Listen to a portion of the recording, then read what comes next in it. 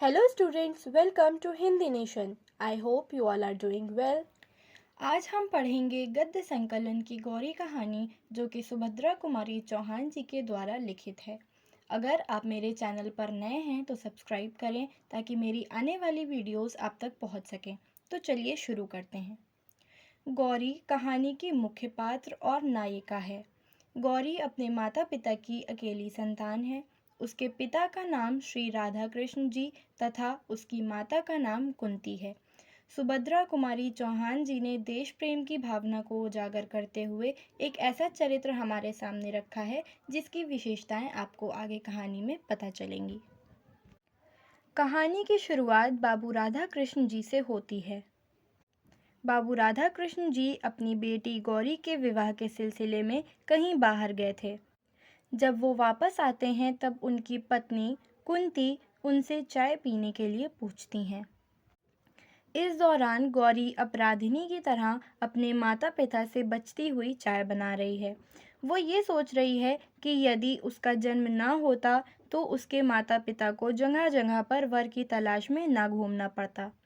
वो अपने माता पिता से ये कहना चाहती है कि चाहे जिसके साथ उसकी शादी कर दी जाए और शादी ना भी करें तब भी वो खुश है। वो ये सोच रही थी कि मेरे विवाह के लिए मेरे माता पिता को कितना कष्ट उठाना पड़ रहा है। राधा कृष्ण जी गौरी का विवाह बहुत काबिल लड़के से कराना चाहते थे, लेकिन उनके पास उतनी संपत्ति नहीं थी। गौरी 19 साल की हो गई थी। माता पिता की अकेली संतान थी, जो कि मैं आपको पहले भी बता चुकी हूँ। गौरी का स्वभाव निर्भीक और दृढ़ निश्चयी था। निर्भीक मतलब निडर और दृढ़ निश्चयी मतलब वफादार। गौरी निडर और वफादार थी। वो 1000 बार ये निश्चय कर चुकी थी कि अपने माता पिता से ये कह देगी कि विवाह मेरे लिए आवश्यक नहीं है, पर वो शर्म से कुछ भी ना कह पाई। राधा कृष्ण जी चाय पी रहे थे तब कुंती उनसे ये सवाल पूछना चाहती थी कि वो जहाँ गए थे वहाँ बात बनी या नहीं। राधा कृष्ण जी कहाँ गए थे? राधा कृष्ण जी गौरी के विवाह के सिलसिले में बाहर गए थे। कुंती ने उनसे डरते डरते ये सवाल पूछा, जिसके जवाब में राधा कृष्ण जी कहते हैं कि वो लड़का नहीं आदमी है। मेरी बेटी के साथ तो वो चपरासी दिखेगा।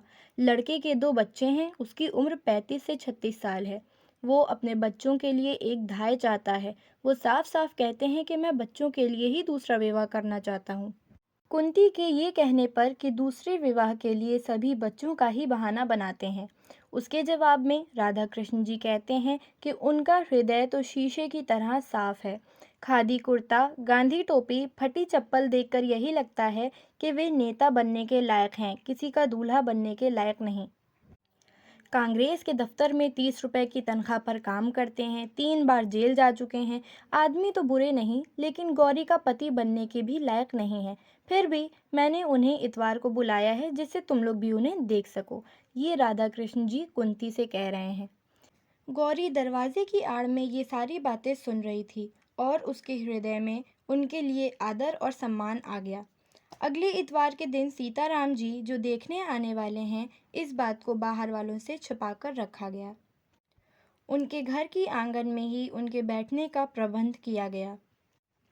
राधा कृष्ण जी के दिए गए समय पर सीताराम जी अपने दोनों बच्चों के साथ आ गए।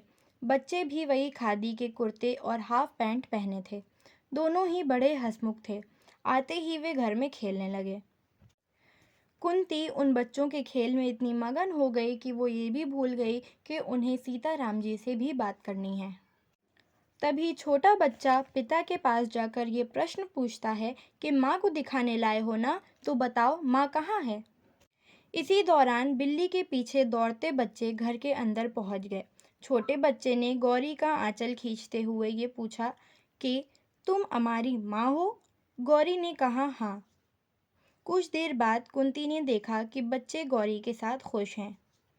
माता पिता के बुलाने पर गौरी सीताराम जी से मिलने आ जाती है और बच्चे उसके साथ खुश रहते हैं। आज के लिए बस इतना ही। आगे की कहानी के लिए मिलते हैं अगले पार्ट में।